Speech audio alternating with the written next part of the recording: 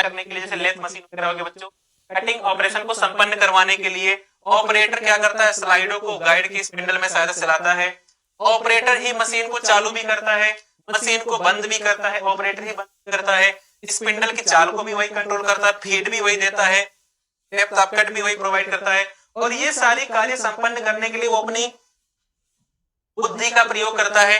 इन सभी कार्यों के लिए क्या करता है, अपनी बुद्धि का प्रयोग करता है। लेकिन जो एनसी मशीन्स होती है यानी न्यूमेरिकल कंट्रोल मशीन है, अगर मान लीजिए समान पार्ट को आपको बार बार तैयार करना, सेम पार्ट को बार बार बनाना है, तो ऐसे में ये सारे कार्य बार बार करने पड़ेंगे, इस ऑपरेटर को बार बार करने पड़ेंगे। तो इसी समस्या को दूर करने के लिए पिक्चर में आता है यहाँ पे एनसी मशीन, यानी in any conventional machine to perform various type of cutting process the operator move the slide in their guide with the help of spindle. Operator start and stop the machine, increase और decrease the speed of spindle, change the feed. सारे कार्य क्या करता है, operator खुद से करता है। लेकिन अगर समान पार्ट को, सेम पार्ट को आपको बार बार तैयार करना हो, अगर यहाँ पे सेम पार्ट को बार बार बनाने हो, समान पार्ट को बार बार बनाने हो, तो प्रत्येक बार ऑपरेटर को वैसे नहीं निर्णय बार बार लेने पड़ते हैं, सेम डिसीजन बार बार लेने पड़ते हैं।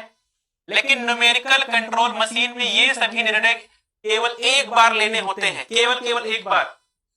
अब वो जो होता है विशेष फॉर्मेट लिख के हम तैयार करते हैं, पार्ट प्रोग्राम लिखते हैं, एक बार में ही सारे काम संपन्न होते हैं।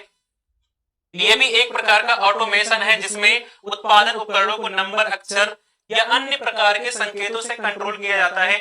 और जो नंबर, अक्षर या संकेत हमारे होते हैं यही कहलाते हैं पार्ट प्रोग्राम, पार्ट प्रोग्राम कहलाते हैं। तो if the same part have to made again and again, बार बार बनाना है आपको, तो उसे बार बार यही डिसीजन लेने पड़ेंगे, अगेन एंड अगेन लेने पड़ेंगे।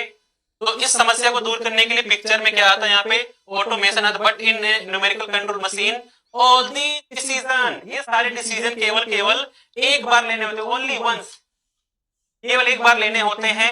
ये एक प्रकार का ऑटोमेशन ही तो हुआ, एक बार आपने डिसीजन ले लिया, पार्ट प्रोग्राम तैयार कर दिया, बाकी सारे काम उसी के अनुसार चलते रहेंगे। तो बच्चों नंबर, अक्षर जो अभी देखा आपने यहाँ पे, क्या अभी नंबर अक्षर के रूप में आपने देखा कि यह संकेत लिख के तैयार किया था, तो उन्हीं संकेतों को हम लोग क्या कहते हैं, पार्ट प्रोग्राम कहते हैं, जो कि वर्कपीस पे परफॉर्म होने हैं, है ना, जिसके जो कि बच्चों यहाँ पे जो ऑपरेशन वर्कपीस परफॉर्म होने हैं उसी के अनुसार पार्ट प्रोग्राम लिखा जाता है। तो नंबर, अक्षर आदि संकेतों को कार्यखंड पे होने वाले, वर्कपीस पे होने वाले ऑपरेशन के अनुसार एक विशेष फॉर्मेट पे लिख करके ये प्रोग्राम तैयार किया जाता है, जिसे हम लोग पार्ट प्रोग्रामिंग कहते हैं। ओहो, इसे क्या कहते हैं, पार्ट प्रोग्रामिंग कहते हैं।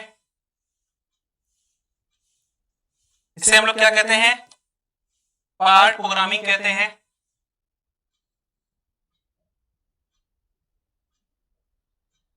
पार्ट प्रोग्रामिंग कहते हैं। तो इसी में स्पिंडल की जो गति होती है, फीड होता है, कटिंग टूल होता है, इन सभी चीजों को लिखा जाता है, उसी के अनुसार मशीन हमारी यहाँ पे परफॉर्म करती है।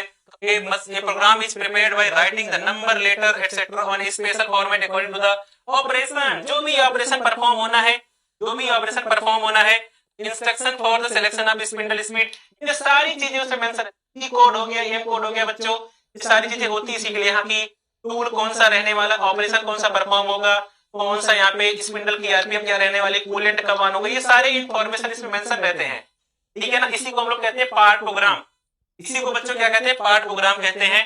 क्लियर। तो सभी निर्देशों को प्रोग्राम एक पंच टेप, मैग्नेट टेप या बच्चों एक फ्लॉपी डिस्क की सहायता से मशीन क्या करते हैं, एमसीयू को फीड कराते हैं, मशीन कंट्रोल यूनिट को। और एमसीयू क्या करता है, अब देखिए यहाँ पे इसके मेजरली 3 पार्ट होते हैं, क्या क्या 3 कंपोनेंट होते हैं। एक तो बच्चों होता है सेट ऑफ इंस्ट्रक्शन, एक तो होता है यहाँ पे सेट ऑफ इंस्ट्रक्शन, जिसे हम लोग पार्ट प्रोग्राम भी कहते हैं।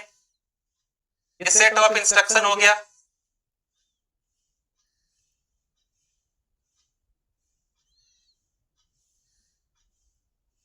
सेट ऑफ इंस्ट्रक्शन हो गया, या इसी को हम क्या कहते हैं, और इसी को पार्ट प्रोग्राम भी तो कहते हैं, पार्ट प्रोग्राम भी कहते हैं।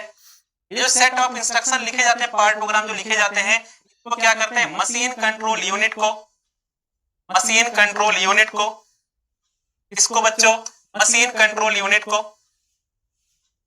मशीन कंट्रोल यूनिट को दिया जाता है। ये प्रोग्राम जो होते हैं ये मशीन कंट्रोल यूनिट में फीड किए जाते हैं, इसमें मशीन कंट्रोल यूनिट हो गया, MCU। क्या बोलते हैं इसको? Machine control unit. और जब ये मशीन कंट्रोल यूनिट को फीड किया जाता है तो मशीन कंट्रोल यूनिट क्या करती है? इसे क्या करती है? मशीनी भाषा में बदलती है। मशीन के भाषा में, इस भाषा में, मशीनी भाषा में बदलती है। मशीनी भाषा में, मशीन के लैंग्वेज में बदलती है। और क्या करती है? कमांड मशीन टूल को देती है। तो ये कमांड किसको भेजती है? फिर ये कमांड देती है मशीन को। मशीन टूल होता है हमारा, मशीन टूल। मशीन टूल हो गया, मशीन टूल। और ये मशीन टूल में ये कटिंग टूल जो होता है, कटिंग टूल, इस वर्कपीस पे उस ऑपरेशन को परफॉर्म करता है। तो इसके ये तीन मेजर कंपोनेंट होते हैं। नहीं बेटा आज फिजिक्स की क्लास नहीं हुई, कल क्लास होगी आपकी, ठीक है ना, मशीन के बारे में। तो इसके ये तीन मेजर कंपोनेंट होते हैं बच्चों। एक पहला क्या होता है? सेट ऑफ इंस्ट्रक्शन, जिसे हम लोग कहते हैं नंबर अक्षर के एक फॉर्मेट में लिख के तैयार करते हैं, यानी पार्ट प्रोग्राम हो गया। इस पार्ट प्रोग्राम को बच्चों जब मशीन कंट्रोल यूनिट को फीड करते हैं, ये मशीन कंट्रोल यूनिट क्या करता है? प्रोग्राम को रीड करता है। और रीड करने के पश्चात उसे मशीनी भाषा में बदलता है। और ये मशीनी भाषा में बच्चों कमांड मशीन टूल को देता है, जिससे कि मशीन टूल उस दिए गए फॉर्मेट के अनुसार या फिर पार्ट प्रोग्राम के अनुसार क्या करती है? वर्कपीस पे मशीनिंग ऑपरेशन परफॉर्म करती है। और इस प्रकार से यहाँ पे बहुत सारी फ्लेक्सिबिलिटी मिल जाती है।